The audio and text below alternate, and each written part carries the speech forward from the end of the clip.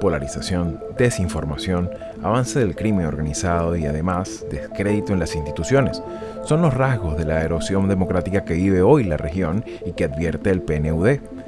América Latina vive una paradoja inquietante. Si bien la democracia sigue siendo el esquema institucional dominante, al mismo tiempo crece como nunca la desconfianza hacia ella.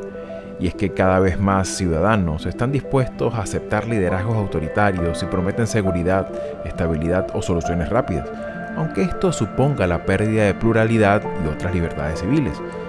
¿La democracia vive una crisis de respaldo popular? Hoy en Mirada Semanal analizamos in extenso los hallazgos más importantes de este informe, clave para la comprensión del futuro político de la región. Soy Xavier Rodríguez Franco y es domingo 17 de mayo de 2026.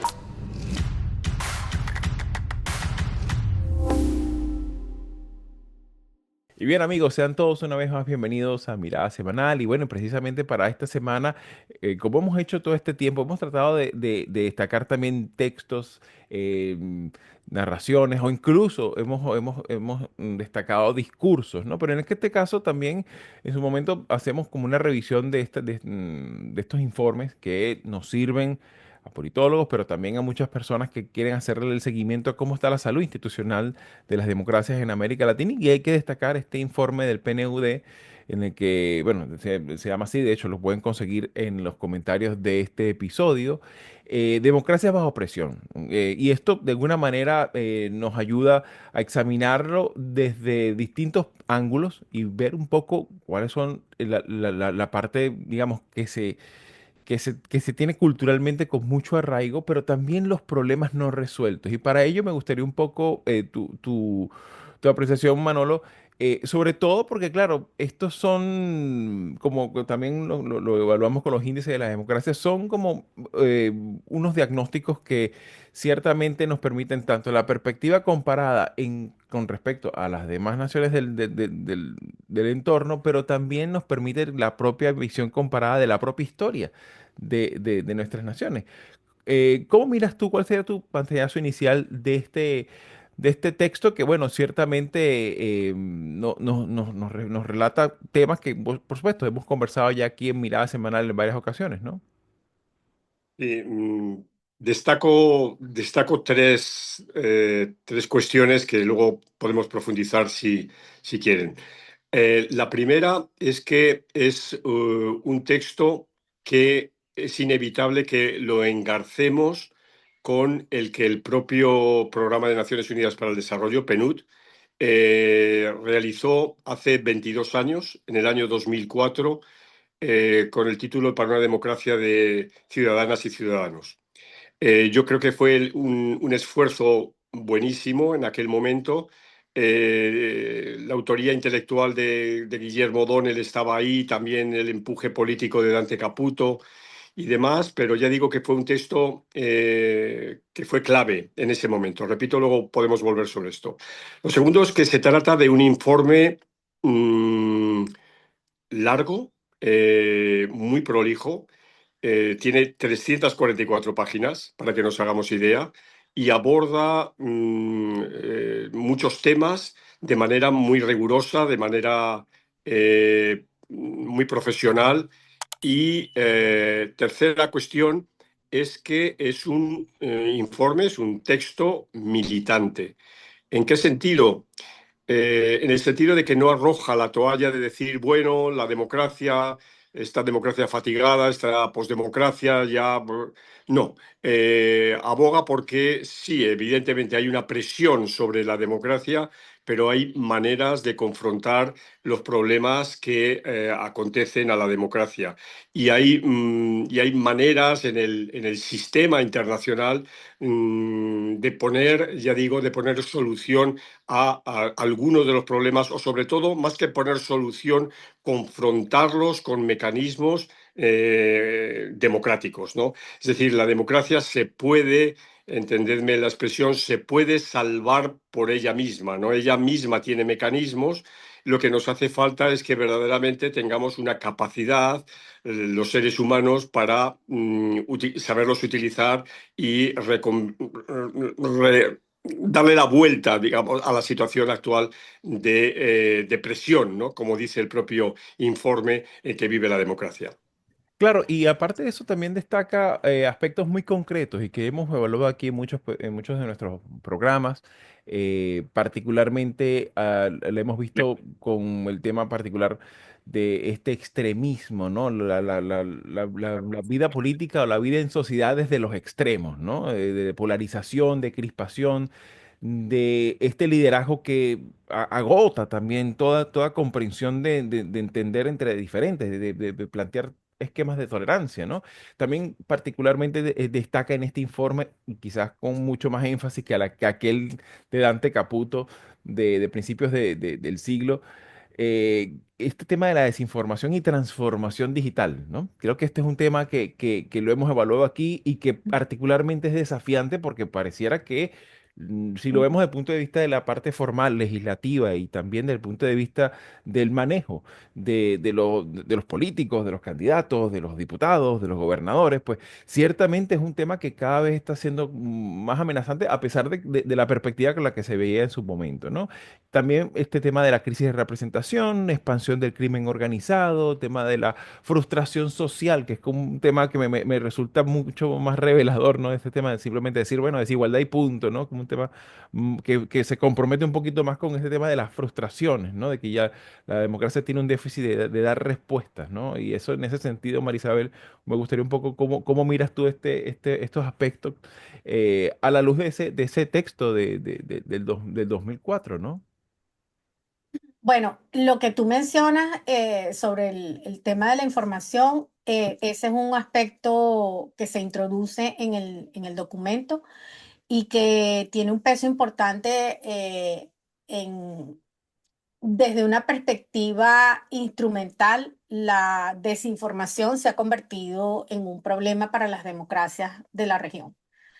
eh, Latinoamérica, el Caribe, no escapa a la toxicidad que se ha inyectado en el debate político. Entonces, eso es un elemento que también hay que considerar. A mí me gusta ver el documento. Yo solamente revisé la versión corta del documento, porque como dice Manolo, es todo un tratado, ¿no? Pero creo que es importante el énfasis que hace en esa interdependencia que hay entre las instituciones y procesos democráticos, los niveles de desarrollo humano y la capacidad del Estado para articular todas esas esferas, ¿no? Ahí es donde yo creo que está el debate, porque si bien hay cifras que son alentadoras, eh, por ejemplo, el hecho de que se haya aumentado el número de países que viven en democracia, hay también cifras e indicadores que señalan que eso no es suficiente porque, por ejemplo, se ha ampliado la brecha entre quienes tienen más posibilidades desde el punto de vista material de satisfacción de necesidades frente a los que siguen estando en los márgenes de esa posibilidad. Entonces, pareciera, hay una paradoja, ¿no? A mayor democracia estamos viendo mayor desigualdad. En teoría hay más democracia, pero la realidad en el terreno es que hay más desigualdad. Entonces, eso también es algo que nos tiene que llamar a la reflexión. ¿Por qué? Porque el tema es que entonces el fracaso y la pérdida de legitimidad de los partidos políticos en Latinoamérica está haciendo mucho más fácil entonces que los liderazgos personalistas que son antidemocráticos lleguen al poder con la promesa de que ellos van a cerrar esas brechas.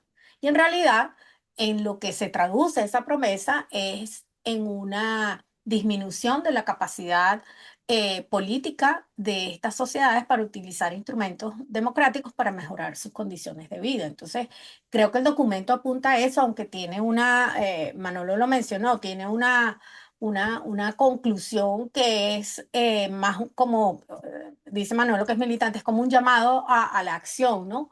Que la principal amenaza que tienen las democracias en la región no es el colapso, sino el vaciamiento, ¿no? Entonces, ese vaciamiento, cómo se expresa, ¿no? Por ejemplo, lo que estamos viendo en países como Costa Rica, El Ujú. Salvador, y probablemente lo veamos en otros, ¿no? No es nada más Argentina o Ecuador. Hay un deseo por resolver los problemas que son materiales, que son críticos para toda la sociedad y que entonces los políticos tradicionales no son capaces de ser quienes verdaderamente asuman esa responsabilidad y entonces ese outsider, ese líder personalista es el que termina llegando al poder. Y no sabemos qué va a pasar en Perú, pero ese también hay que meterlo en la lista, ¿no? Claro, claro, ¿no? Y evidentemente es un libro que produce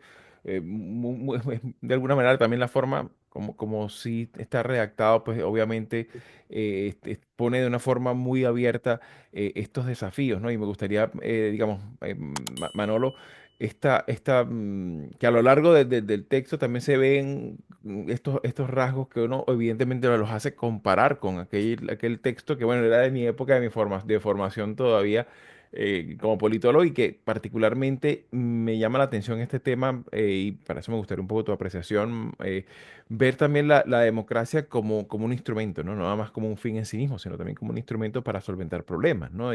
Y por lo menos temas que tienen que ver con seguridad, ¿no? Temas que tienen que ver con además del tema de la desigualdad, también está el tema del ascenso social, hacerlo creíble, ¿no? Que ella está y este tema también que también preocupa, sobre todo el verlo, el ver la democracia como que, bueno, tampoco está sirviendo a efectos de esta desconexión entre oferta política y ciudadanía, ¿no? O intención de voto, ¿no? O sea, Sí, sí, esta desconexión que pareciera que son como dos bólidos en distintos canales, ¿no? Y, exacto, y- sí. y en ese sentido, no sé, me gustaría un poco verlo así, ¿no? O sea, ver qué está pasando o qué se puede hacer a propósito de mitigar esa dislocación, ¿no? Bueno, Xavi, ya sabes, eso de qué se puede hacer, eso lo dejo para otros, ¿no? Yo creo que el informe tiene, eh, tiene una solidez tanto metodológica como propositiva enorme, ¿no? En la parte metodológica, que podemos denominar la parte de la evaluación de la democracia, incorpora cosas que ya hemos hablado aquí, y, bueno, y también María Isabel se refirió antes a propósito de los índices de la democracia, etcétera, pero también otra serie de indicadores, ¿no? Por ejemplo, un indicador que me parece que es extremadamente interesante, basándose en la teoría de las ideas de Adam Prevosky, es el tema de la alternancia, ¿no? Por ejemplo, ver cómo en América Latina se ha producido la alternancia y eso es en la mayoría de los países y en distintos momentos, lo cual es un indicador positivo de funcionamiento de la democracia. La democracia precisamente es eso, no es permitir que la oposición llegue al poder o también dicho de otra manera, facilitar que el gobierno pierda las elecciones, ¿no? Pueda perder las elecciones, ¿no? Y por otro lado, se incorpora también todo el bagaje de lo que hemos aprendido en estos 20 años pues, de desarrollo del barómetro de las Américas, del latinobarómetro, por el cual tenemos el pulso de las distintas sociedades latinoamericanas a efectos de la valoración de la democracia, de la valoración de las distintas instituciones y también de la manera en que se han ido descomponiendo los partidos políticos, ¿no? Yo creo que hay también un capítulo dedicado precisamente a la representación y a la crisis de la representación, a la crisis de los partidos, utilizando la bibliografía más actualizada y también mecanismos y instrumentos de análisis bastante adecuados.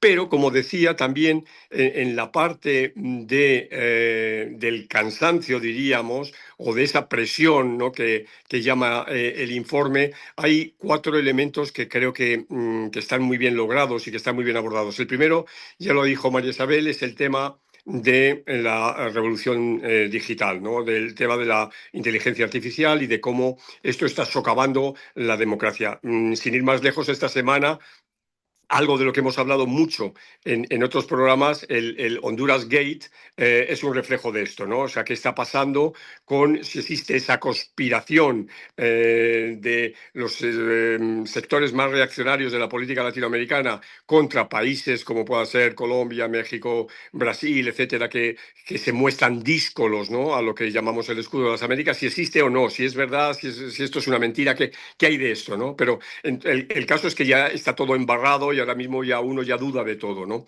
La segunda cuestión es el tema de la violencia, el tema de la ilegalidad, de los mercados ilegales, de no solo evidentemente del narcotráfico, que sigue siendo importantísimo, pero también de los minerales y demás, ¿no? De la madera y demás, ¿no? O sea, toda esta ilegalidad que se ha ido creando y que se ha ido configurando en estados paralelos.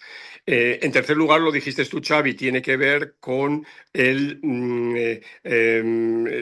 los rendimientos, ¿no? Y la percepción de la gente de que, bueno, no se atienden sus necesidades, ¿no? Sigue habiendo problemas en muchos sitios de llegada de agua potable, por supuesto de sanidad, de salud pública, de educación y demás, ¿no? Y hay una demanda, hay un enfado, una frustración evidente por parte de grandes sectores de la ciudadanía.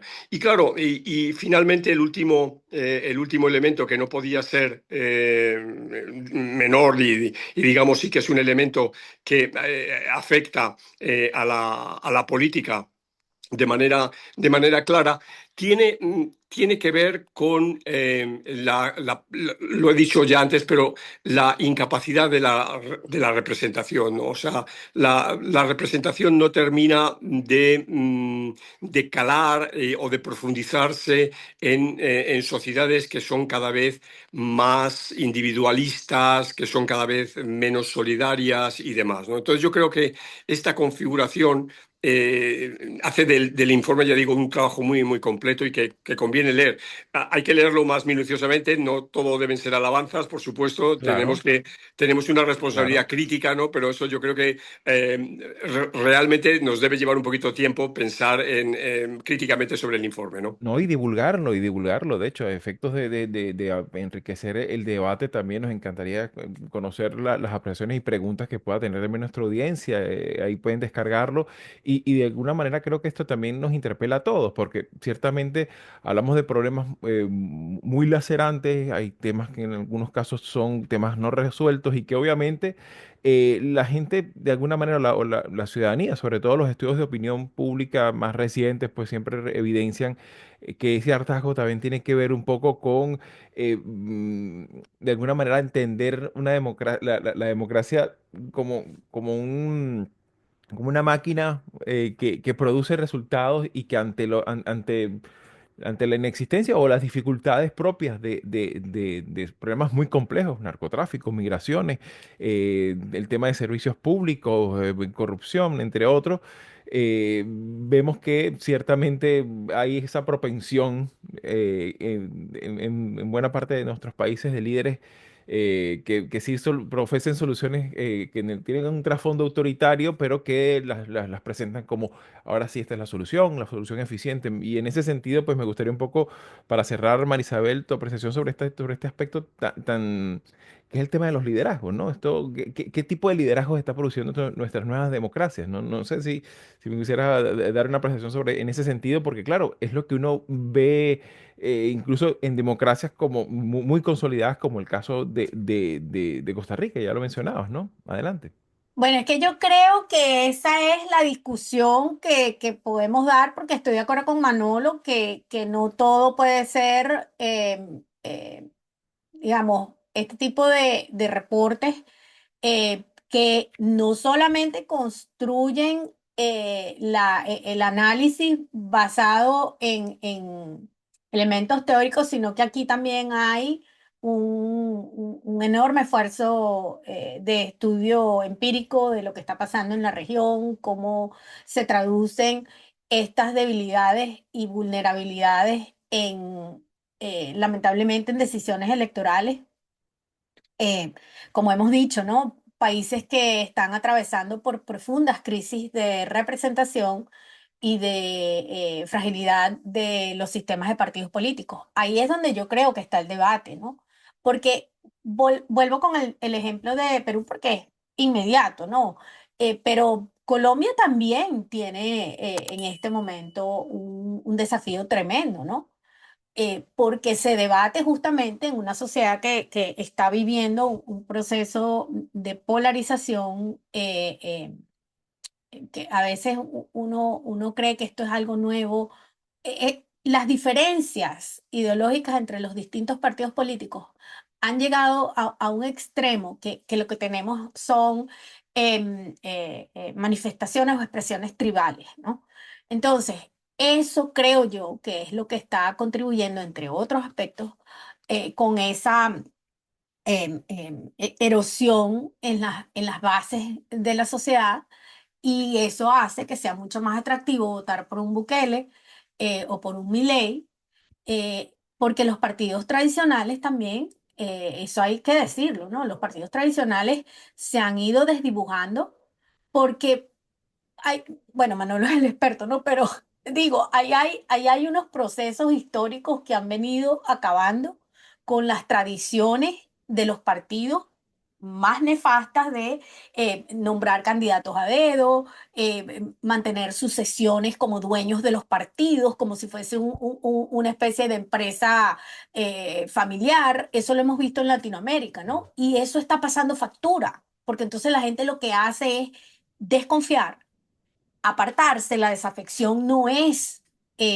sino un síntoma de algo mucho más profundo y es la distancia que han tomado los partidos políticos de la gente. Entonces, vemos cómo expresiones extremas en Perú, ah, pareciera que esa es la forma en la que la gente tiene que tomar decisiones que son trascendentales. Claro, y sobre todo ese tema también de que tiene que ver mucho con la política de máximos, ¿no? De que tú, incluso tú lo escuchas en las campañas, bueno, bueno, recordamos también la propia campaña de Petro, ¿no? Prometiendo hasta lo imposible, ¿no? Así Y es, este tipo de cosas, pues obviamente desdibujan así es. esta noción colectiva que se tiene sobre una democracia donde ciertamente tiene que haber consensos, es complejo negociar, hay un montón de actores pequeños, más grandes, algunos corporativos, algunos de carácter popular con el que hay que transigir, llegar a acuerdos, o sea, entender también la democracia desde sus procedimientos Ujú, creo que también aquí es clave, ¿no? Y en ese sí. sentido, pues, este informe nos revela una panorámica de esa misma complejidad y que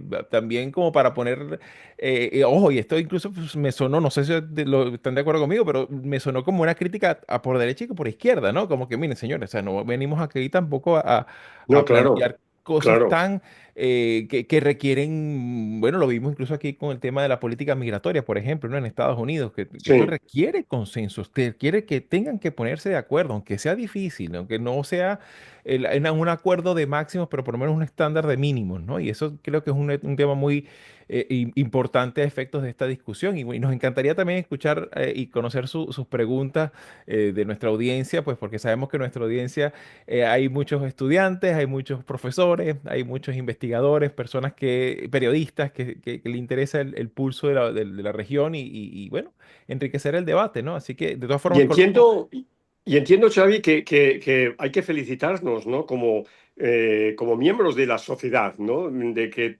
tengamos un PNUD que tenga el músculo, que tenga la capacidad, que tenga la ilusión, la vocación, ¿no? De hacer ese trabajo, que ya digo, es un trabajo arduo, es un trabajo complejo y que, bueno, está ahí ahora para ser utilizado, ¿no? Para discutirse, para leerse, para replicarse, para validarse o no. Y yo creo que eso es fundamental. Entonces hay que felicitar a PNUD por este trabajo, porque vale realmente la pena, ¿eh? sin lugar a dudas, de todas formas, ya saben, lo pueden conseguir aquí abajo, lo dejo en el enlace, en el primer comentario, en su PDF para que lo puedan descargar. Y bueno, estamos atentos a sus Y, preguntas. y- y también a propósito, estoy sacando un artículo sobre el tema, ¿no? En Latinoamérica 21 hoy. Buenísimo, entiendo. Cuando lo tengamos, por supuesto, lo vamos a también a compartir por acá.